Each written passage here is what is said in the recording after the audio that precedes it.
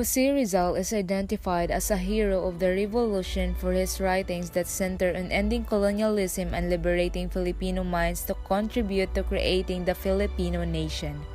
The great volume of Rizal's life work was committed to this end, particularly the more influential ones, Noli Me Tangere and El Filibusterismo.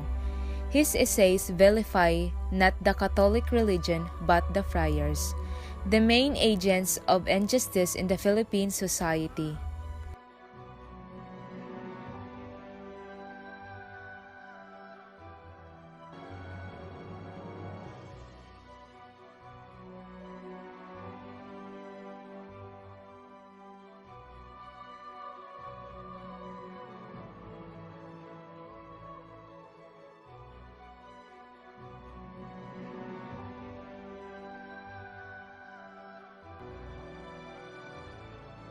It is understandable, therefore, that any piece of writing from Rizal that recounts everything he wrote against the friars and the Catholic Church in the Philippines could deal heavy damage to his image as a prominent Filipino revolutionary.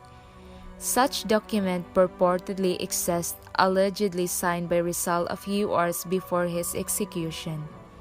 This document, referred to as the Retraction, declares Rizal's belief in the Catholic faith and retracts everything he wrote against the Church. I declare myself a Catholic, and in this religion in which I was born and educated I wish to live and die.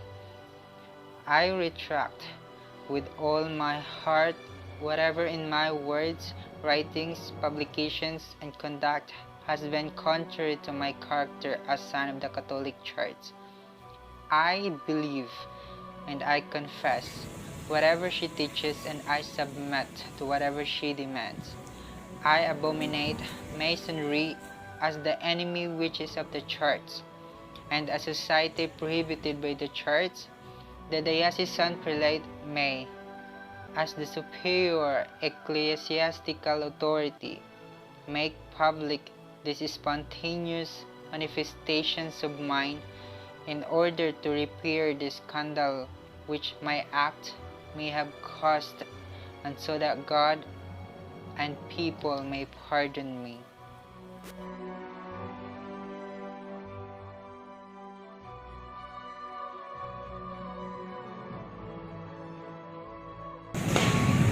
Another eyewitness account surfaced in 2016 through the research of Professor Rene R. Escaliente. In his research, documents of the Cuerpo de Vigilancia included reports of the last hours of Rizal written by Federico Moreno. The report details of the statements of the Cuerpo de Vigilancia to Moreno.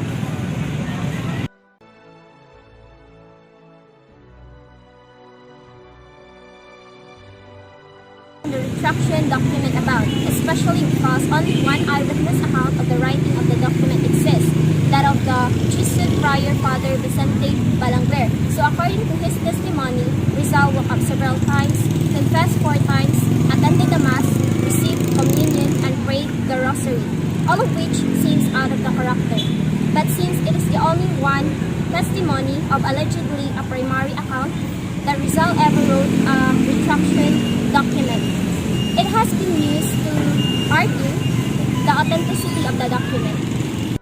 At 7:50 yesterday morning, Jose Rizal entered death row accompanied by his counsel, Señor Tabil de Andrade, and the Jesuit priest Villa Clara. At the urgings of the former and moments after entering, he was served a light breakfast. At approximately 9, the assistant of the plaza, Señor Maure, asked Rizal if he wanted anything. He replied that at the moment he only wanted a prayer book, which was brought to him shortly by Father March. Señor Andrade left death row at 10 and Rizal spoke for a long while with the Jesuit fathers, March and Villa Clara.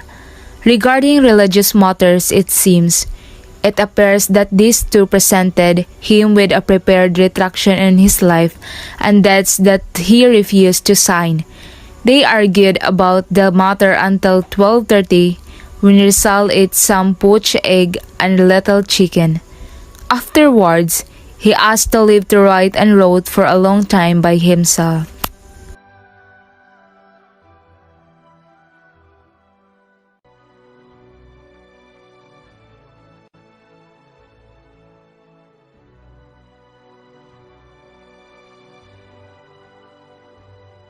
At 3 in the afternoon, Father March entered the chapel and Rizal handed him what he had written.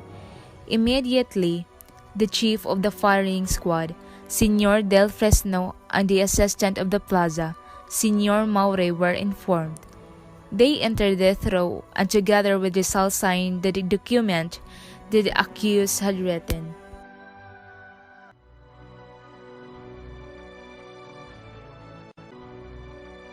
At 5 this morning of the 30th, the lover of Rizal arrived at the prison, dressed in mourning. Only the former entered the chapel, followed by a military chaplain whose name I cannot ascertain. Donning his formal clothes and aided by a soldier of the artillery, the nuptials of Rizal and the woman who had been his lover were performed at the point of death, in articulo mortis.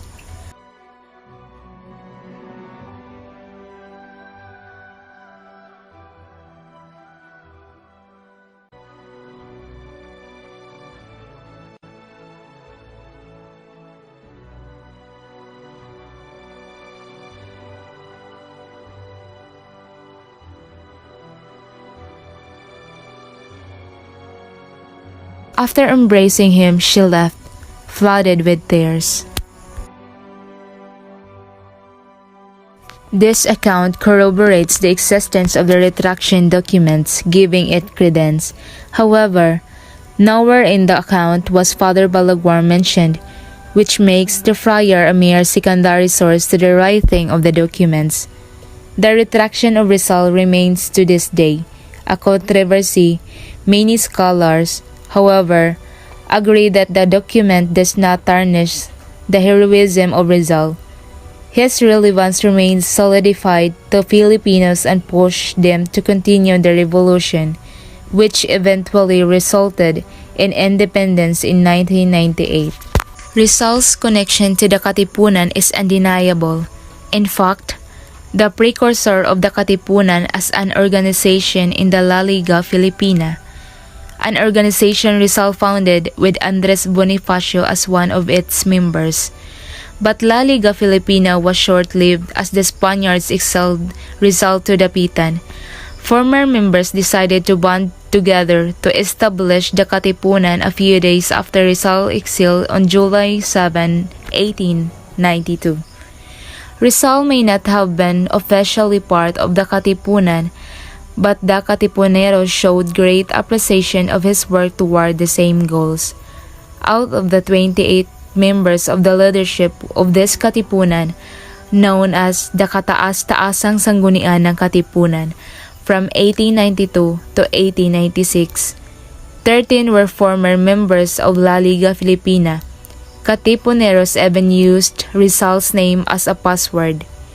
In 1896, the Katipuneros decided to inform Rizal of their plans to launch the revolution and sent Pio Valenzuela to visit Rizal and Dapitan.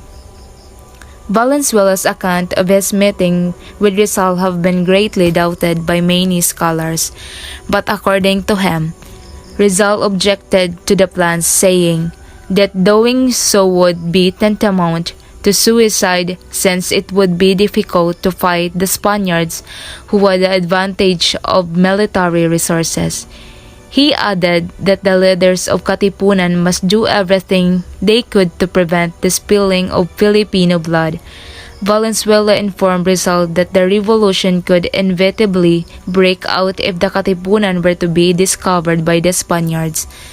Rizal advised Valenzuela that the Katipunan should first secure the support of wealthy Filipinos to strengthen their cause, and suggested by Antonio Luna be recruited to direct the military movement of the revolution.